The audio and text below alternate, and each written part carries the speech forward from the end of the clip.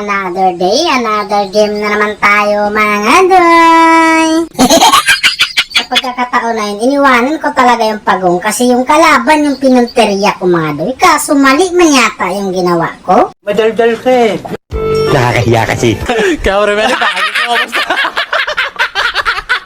Pagkatapos ko makuha yung blong mananap namin dito, lumabas yung butas ng chief engineer namin mga doy. Pero mas pinili ko talaga yung sun dito kasi yung kakampi ko peligro na bigyan nga in taon siya. Pero yung sun na pinainom kong nakaupo at dahil tapos ng obligasyon ko, pumunta na ako sa butas ng chief engineer namin. Kaso wala na akong nabutan mga doy. Sayang lang yung pagpunta ko. Kadakong useless. Dito, tamang tago muna ako sa tanglad mga doy. Nakita ko yung haring ugat. Pero mas pinili ko talaga yung mage nila dito. Kasi malambot lang talaga yan.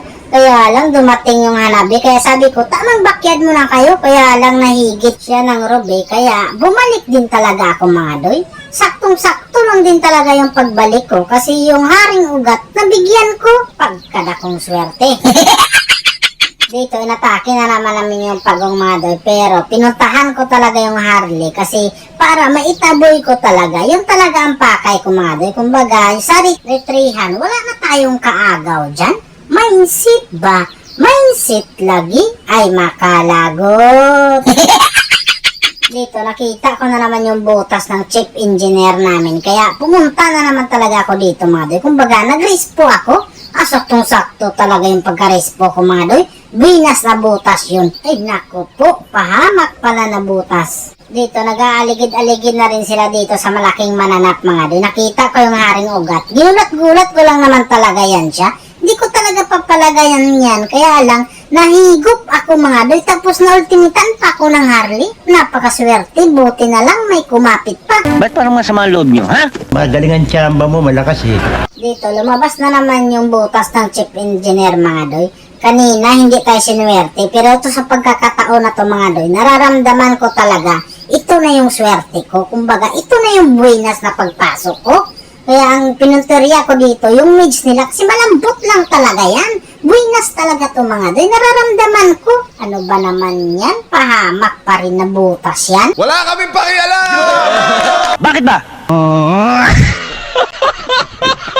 Dito, inatake na namin yung malaking mananap. Kaya lang, yung Harley, umaligid-aligid talaga. Kaya, hinanak ko yung Harley dito mga doy. Nag-frozen nga in taon siya. Pero, ang sinabi ko sa kanya, yung frozen mo na yan, parang dekorasyon lang yan. Pero pag makaligtas ka, hindi yan dekorasyon. Oh, bakit umiga ka dyan? Meaning to si ibig sabihin, dekorasyon talaga yon. Oh shit, malo-malo. Ayan, tama yung ginagawa mo, Ruby. Huwag mong pauwiin yung mga yan kasi tatapusin ko talaga to. Ako na nagsasabi sa'yo, Doy. Huwag mong pauwiin yan kasi kayang-kaya ko tong tapusin. San lang to eh. Tunaw sa akin yan. Naku po, nakapitripay pa talaga. Hindi pa rin pala kayang tinapos ng mga kampi ko. Kaya nung pagising ko mga Doy, pinasok ko na naman yung butas na to.